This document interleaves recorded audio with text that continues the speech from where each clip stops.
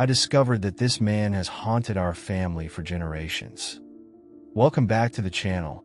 Tonight, I have a story that was sent in by one of you. A chilling experience that will make you question what's hiding in the shadows of your own home. Turn off the lights, get comfortable, and listen closely, because this story will stay with you long after it's over. Darkness is here. Welcome to the nightfall. I wasn't planning to stay at my parents' house for long. I had only stopped by to grab a few things from the attic. Old clothes, childhood keepsakes, nothing important. But while digging through a dusty box labeled Lisa Childhood, I found something that made me stop. It was an old family photo. At first, it seemed completely normal. My parents looked younger, my dad's hair still dark, my mom's smile full of energy. I was in the picture too, maybe 6 or 7 years old, standing between them in a floral dress. The house in the background was the one I grew up in. Everything checked out, except for one thing. There was someone else in the picture. A man stood in the background, half shrouded by shadow, just behind my father's shoulder.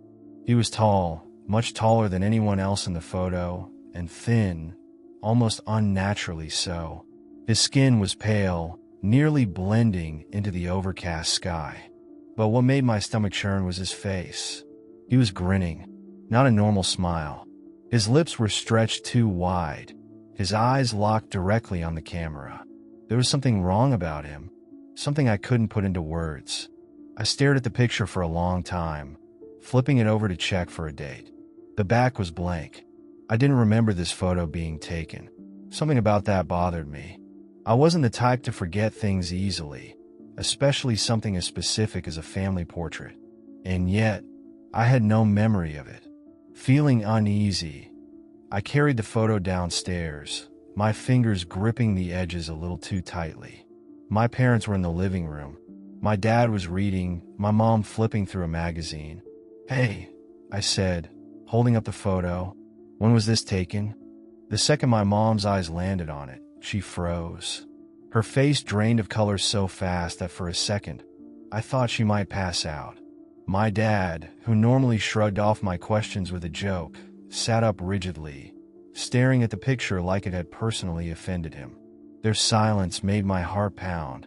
Finally, my mom whispered, "Where did you find that?" "In the attic," I said. "Why? What's wrong?" She didn't answer. My dad stood up, walked over, and snatched the picture from my hands. His fingers trembled as he stared at it. My mom covered her mouth with her hand. She looked genuinely scared. I swallowed. "Who is he?" No answer. "Mom? Dad? Who is this guy?" My mom closed her eyes and took a shaky breath. Then, in a voice so quiet I almost didn't hear it, she whispered, "That's impossible." A cold. I felt my stomach tighten. "What do you mean, following our family?" "That doesn't make any sense," I said, trying to laugh it off, but my voice came out shaky. "It's just a picture. Some random guy probably walked into the shot." My parents didn't respond. My mom kept staring at the photo in my dad's hands, like she was afraid it might move. "Mom?" She blinked, snapping out of whatever daze she was in. "Lisa, listen to me," she said, her voice low but firm. "You need to put that photo back. You need to leave it alone." I frowned. "What? Why?" "Because," my dad finally spoke, but he was clenching his jaw like he was holding something back. "Because if you acknowledge him, he notices you too." I didn't know what to say to that. "That doesn't make any sense," I said again, but it sounded weaker this time. I reached for the picture, but my dad pulled it away. "You're staying here tonight," my mom said suddenly. "It's late. Just stay, okay?" I sighed, rubbing my forehead. "Fine, but you guys are being weird about this." Neither of them argued. That only made me more uncomfortable. That night, I lay awake in my childhood bedroom, staring at the ceiling. My parents had refused to talk about the photo any further. They hadn't even let me keep it. My dad had locked it away somewhere after dinner, and I hadn't seen it since. I should have been able to let it go. I should have convinced myself they were just being superstitious. But something about the way my mom's face drained of color when she saw the man in the picture wouldn't leave my mind. I kept replaying it. The way my dad's hand shook. The way my mom's voice trembled. The way she said generations. What did that mean? Eventually, I must have drifted off because the next thing I knew, I was waking up to a noise. A soft creaking. I opened my eyes and stared at the dark room, my heart already pounding. It had sounded like the hallway floorboards. I swallowed hard and listened. The house was silent now. No footsteps. No movement. But something felt off. The air in the room was wrong. Too still. Too heavy. Like something was standing just outside my door, waiting for me to notice. I turned toward the clock on my nightstand. 3:12 a.m. For a long time, I didn't move. I told myself it was just the house settling, or maybe my dad getting up for water. But then I heard it again. Creak. Closer this time. I held my breath. The sound wasn't coming from the hallway anymore. It was coming from inside my room. I didn't move. I didn't breathe. The air in my room felt thick, like the walls were closing in. I wanted to turn on the light, but something in the back of my mind screamed at me not to move. Not yet. I strained to hear over the pounding of my own heartbeat. Silence. For a few seconds, I started to convince myself that I had imagined it. Maybe I was half dreaming. Maybe the house was just old and creaky. Then I heard it again. A slow, deliberate shift of weight.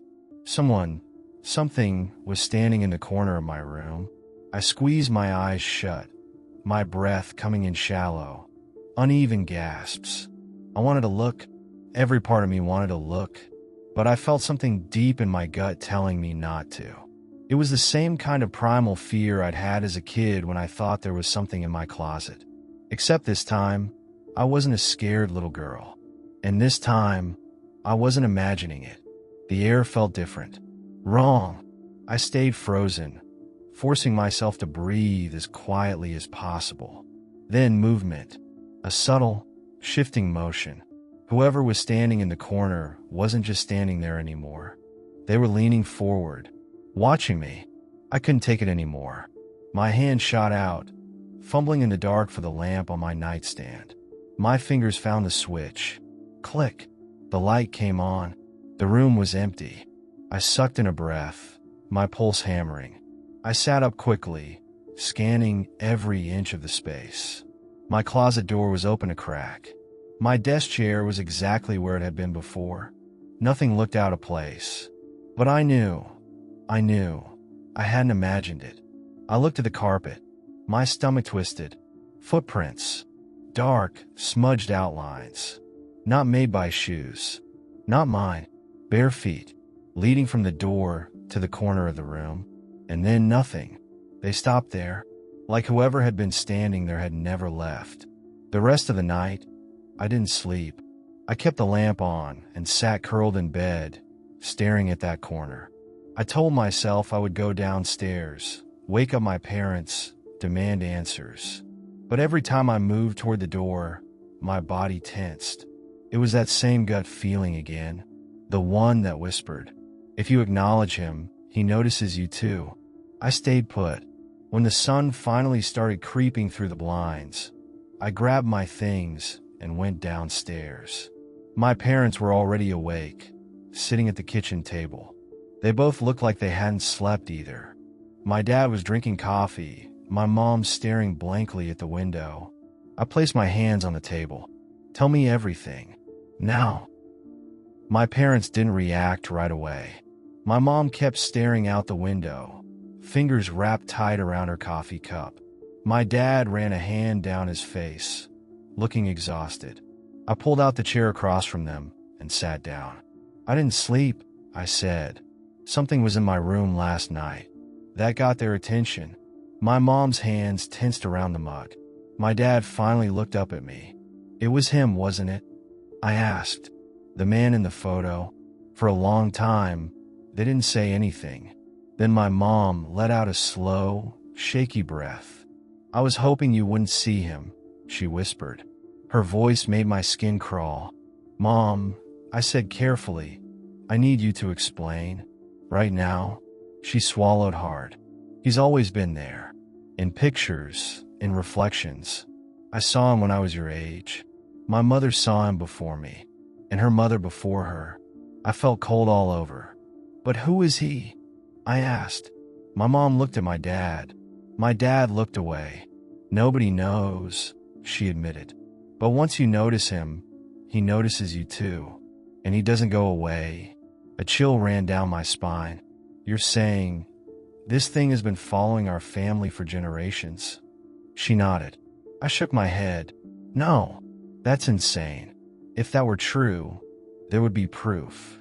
I'd remember you warning me about him. You wouldn't have just... You don't talk about him, my dad interrupted. I looked at him. That's the rule, he said. You never talk about him. You pretend you don't see him. That's the only way to keep him at a distance. Something about the way he said it made my stomach churn. At a distance, not get rid of him. I gripped the edge of the table. What happens if you don't ignore him? Neither of them answered. I looked between them, my pulse quickening. What happens if you don't ignore him? I repeated. This time my mom spoke. People disappear. I wanted to believe they were messing with me. I wanted to believe they were just paranoid, that there was some logical explanation for the man in the photo, the footprints in my room. But I couldn't shake the feeling from last night. The feeling of being watched. The feeling that, if I had kept my eyes closed just a little longer, I would have felt breath on my face. I needed more answers. If this thing had been following our family for generations, there had to be something, some kind of record. That's how I ended up digging through my grandmother's old things. My mom didn't want me to. She refused to help, but she didn't stop me either. I could tell she was afraid. In the back of the hall closet, buried under stacks of boxes, I found it. A journal. The leather cover was cracked and worn, the pages yellow with age. It had belonged to my great-grandmother, and the first entry made my blood run cold. October 3rd, 1951. I saw him again today, standing by the fence when I took the children outside. He was smiling. He is always smiling. I did not look for too long. Mama always said to ignore him, but I think he is getting closer. October 17th, 1951. James is gone. He said last night that he was tired of pretending. He said he was going to face him. I tried to stop him. He left anyway. He never came back. Mama says we must not say his name. We must never say his name. I snapped the journal shut, my hands shaking. I felt sick. This wasn't a story. This wasn't a family legend passed down to scare kids. This was real, and I had already made a mistake. I had already acknowledged him. I put the journal down. My hands were shaking. I had already acknowledged him. I had looked at the photo. I had asked questions. I had dug through my family's past. And now I had read his name. Even though I knew I shouldn't, I flipped back to the last page. The ink was faded, the writing uneven, like my great-grandmother had been rushing when she wrote it. We must never say his name, but she had never actually written the name, just that it should never be spoken. I swallowed hard. My throat felt dry. I wasn't sure how long I sat there, staring at the pages, before I finally stood up. I needed to get out of this house. I left my parents' house that afternoon. My mom didn't try to stop me. She just hugged me tight before I walked out the door and whispered, "Please, don't look for him." I didn't answer. I drove back to my apartment, trying to tell myself that I didn't believe in any of this. That night, I left all the lights on. I wasn't scared. Not really. I just didn't want to sit in the dark. I double-checked that my door was locked. My windows too. Then I crawled into bed, exhausted. But I couldn't sleep. My brain wouldn't shut off. Every time I closed my eyes, I pictured the photo. That awful grin. The eyes that felt like they were looking directly at me. I tossed and turned for hours. At some point, I must have dozed off because the next thing I knew, I was waking up to a noise. A soft scratching sound. I blinked confused. The room was dim. My bedside lamp was still on. Scrape, scrape. My stomach turned. It was coming from the other side of the room, from my closet. For a second, I told myself it was the apartment settling. Maybe the neighbors moving something. Then I heard it again. A slow, deliberate scratch, like fingernails dragging along wood. I sat up fast, my heart hammering. I stared at the closet door. I hadn't left it open. I was sure of that. But now, it was open. Just a crack. And something was moving inside. I didn't move. I barely breathed. The room felt wrong again. That awful, suffocating pressure, like something else was here. Like something was watching me. The scratching had stopped. But that didn't make me feel any better. I forced myself to move. I reached toward my nightstand, grabbed my phone. I turned on the flashlight.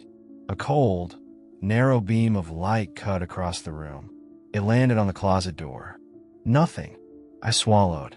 My pulse was so loud in my ears I could barely think. If you notice him, he notices you too. I didn't want to go to the closet. I didn't want to see what was inside. I forced myself to breathe. In, out, in, out. Then, just as I was about to stand, the closet door creaked open. I froze. I couldn't see anything inside. Just blackness. For a long time, nothing moved. Then, a whisper, right next to my ear. "Found you." I screamed and lunged for the lamp, smacking it so hard that it fell off the nightstand. The light flickered once before going out. The room plunged into darkness. I scrambled out of bed, breathing hard. My phone flashlight wobbled as I aimed it wildly around the room. The closet door was wide open now. The room was empty, but I knew, deep down, that something had been there, and now it knew where I was. I didn't go back to sleep. I sat on the edge of my bed, gripping my phone so tightly my fingers ached. I kept the flashlight aimed at the closet, my breath coming in short, shallow bursts. It was empty, but that didn't matter. I had heard him. I could still feel the whisper against my ear. "Found you." I was done pretending this wasn't real. I needed answers. I grabbed my keys and bolted out of the apartment. By the time I got back to my parents' house, the sun was just starting to rise. The sky was gray and heavy with clouds. I banged on the door until my dad opened it, his face tight with exhaustion. His expression changed the second he saw me. "You saw him," he said. Not a question, a statement. I pushed past him into the house. My mom was already awake, sitting at the kitchen table like she'd been expecting me. "You knew this would happen," I said, voice shaking. "You knew the second I saw that photo, he'd start coming for me?" She didn't say anything. "Tell me everything. Right now." My dad sighed, rubbing his temples. "Lisa, no more avoiding it." I snapped. "No more just ignore him, or pretend he isn't there. That's not working. He talked to me last night." At that, my mom's hands clenched into fists. "He talked to you?" she whispered. "Yes," I said. "And now I want to know what happens next." My parents exchanged a look. It was the kind of look that people gave each other when they didn't want to say something out loud. Then my mom exhaled shakily and reached for my hand. "Lisa, we don't know what he is," she said. "We don't know where he came from. But once you see him, he follows you. He appears in photos, in reflections, in dreams. And the more you acknowledge him, the closer he gets." My dad finished. I sat down heavily in the chair across from them. "You said people disappear," I said. "Oh." Neither of them spoke for a long time. Then my dad said, "My brother." I blinked. "What?" My dad sighed, running a hand through his graying hair. He was the last person in our family to see him this clearly. He was stubborn. He refused to ignore it. He said he was going to find out the truth. And I prompted. My dad's face darkened. "One night, he left the house," he said. "We heard him talking to someone outside. My parents went to check, but when they opened the door, his voice trailed off. He was gone." My mom finished softly. I swallowed hard. "They never found him," she continued. "No body. No sign of struggle. Just gone. The room felt too small, too tight. I could feel my pulse in my throat. I stood up, pacing. So that's it? I just ignore him until one day I disappeared too? No, my dad said quickly. You can keep him at a distance. You can stop him from getting closer. But you can't let him in. I turned sharply. What does that mean? My mom's voice dropped to a whisper. He'll try to trick you. He'll mimic voices. Knock on doors. Call your name. He'll try to make you open the door. I stared at her, my skin crawling. What happens if I do? My parents didn't answer. They didn't have to. I left my parents' house in a daze. My head was spinning. I had seen him. I had acknowledged him. I had heard him speak. And now he was getting closer. I didn't want to go back to my apartment, but I didn't know where else to go. When I pulled into the parking lot, I hesitated before stepping out of the car. My building looked different. Not physically. Nothing had changed. But it fell off, like something was waiting for me inside. I took a deep breath and got out of the car. I kept my eyes straight ahead as I walked to my door, refusing to look at my reflection in the windows. I did not want to see him. I reached the door and unlocked it with shaking hands. As I pushed it open, I had a sudden, horrible thought. What if he was already inside? I stood in the doorway of my apartment, heart pounding. It looked the same. The couch, the coffee table, the dim light from the kitchen casting long shadows across the floor. But I knew something was wrong. The air inside felt different, thicker, like the walls were closing in. I stepped inside and shut the door behind me. For the first time in my life, I locked both the deadbolt and the chain. I didn't turn off any lights. I didn't want to. I kept my back to the door, scanning the room. Nothing looked out of place. But that didn't mean I was alone. I moved cautiously toward my bedroom, my fingers tightening around my phone. I should have stayed at my parents' house. I should have slept in my car. Anywhere but here. I hesitated before stepping into the bedroom. The closet door was closed. The curtains were drawn. The air smelled the same as it always did, like lavender in old books. But the moment I stepped inside, a chill ran down my spine. Someone had been here. I felt it. I checked my closet, my bathroom. I even looked under the bed like a terrified kid. Nothing. But when I turned back toward the door, something caught my eye. The photo. It was sitting on my nightstand. I hadn't brought it here. I had left it at my parents' house. My hand started to shake. I didn't want to touch it, but I had to know. I stepped closer, leaning in just enough to get a good look. And that's when I saw it. The man in the background. He wasn't standing behind my dad anymore. He had moved. He was closer now, standing just behind me, still grinning. I stumbled back, so fast I nearly fell. My mind raced. I hadn't touched the photo since that first night. How did it get here? I grabbed it with trembling fingers and turned it over, praying that there would be something, anything, on the back that would explain this. Nothing. Just blank, yellowing paper. I burned. My parents had told me to ignore him. That acknowledging him made him stronger. But how was I supposed to ignore this? I forced myself to breathe. In, out, in, out. I needed to get rid of the photo. I snatched it up, stormed into the kitchen, and grabbed the lighter from the junk drawer. I took a deep breath, then set the corner of the picture on fire. The flame curled across the edge, eating into the paper. Then, the fire went out, like someone had blown on it. I stared, my hands shaking. The photo was still perfectly intact. I dropped it like it had burned me. My head was spinning. I backed away, hands clenched into fists, trying to think. The lights flickered. I froze. The apartment had gone silent. No traffic sounds from outside. No hum of the fridge. Just thick, heavy silence. And then, knock, knock, knock. My breath caught in my throat. The sound had come from inside my closet. I didn't move. I couldn't. For the longest time, there was just silence again. Then, knock, knock, knock. louder this time. The closet door rattled like something was pressing against it from the inside. I took a slow step back. My mom's voice echoed in my head. He'll mimic voices. Knock on doors. Call your name. He'll try to make you open the door. My heart slammed against my ribs. I clenched my fists. I wasn't going to open it. I wasn't that stupid. I took another step back, reaching blindly for my phone. I just needed to get out of here. Then, I heard my own voice, coming from inside the closet. Lisa. I stopped breathing. It wasn't possible. Lisa, help me. It sounded like me.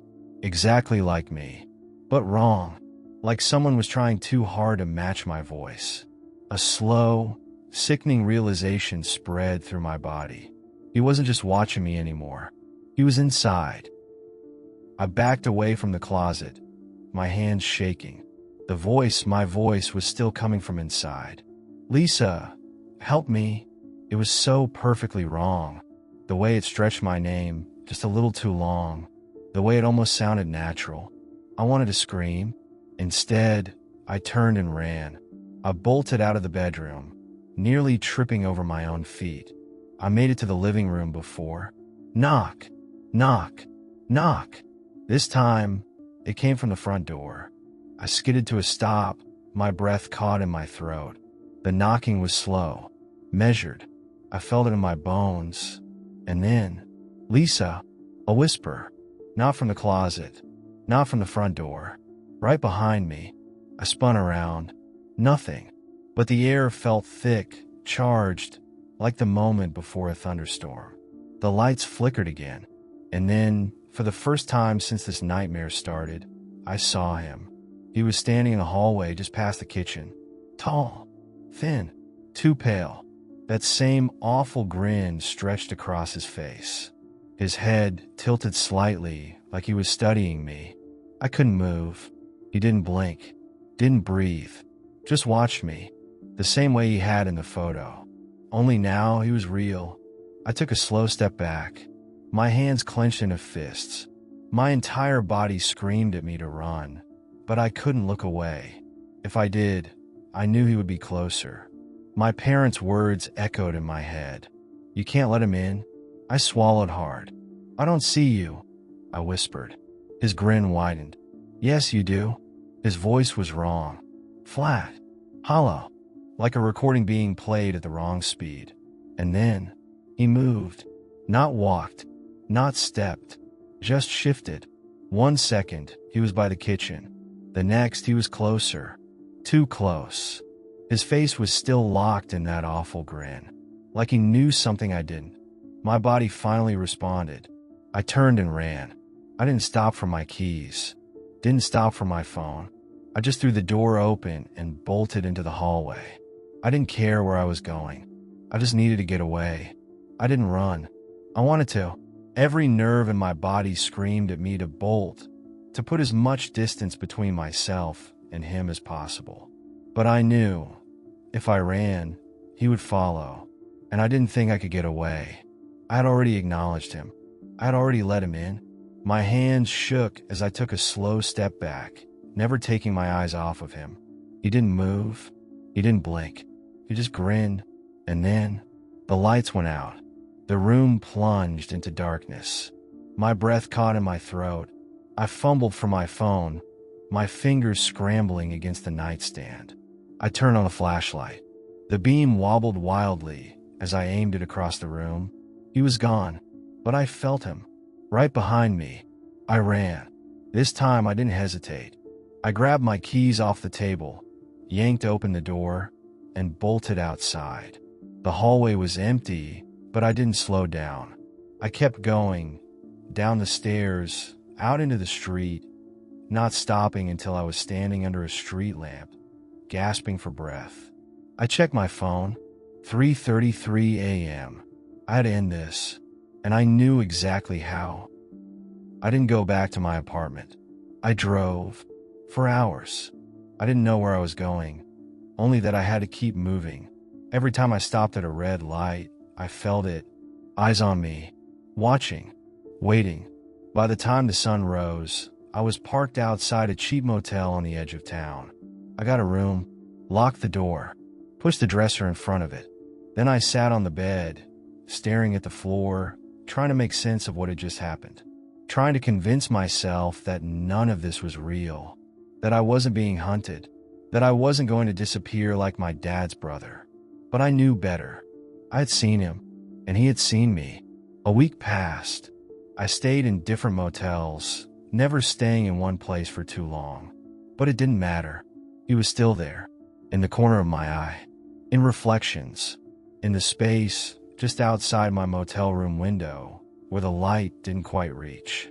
I stopped sleeping, stopped answering my parents' calls, stopped looking in mirrors altogether, because every time I did, he was a little closer. On the 10th day, I got desperate. I went to a library in a town I'd never been to before, found the oldest books I could on folklore, hauntings, anything that might help. I didn't find much, but I found something.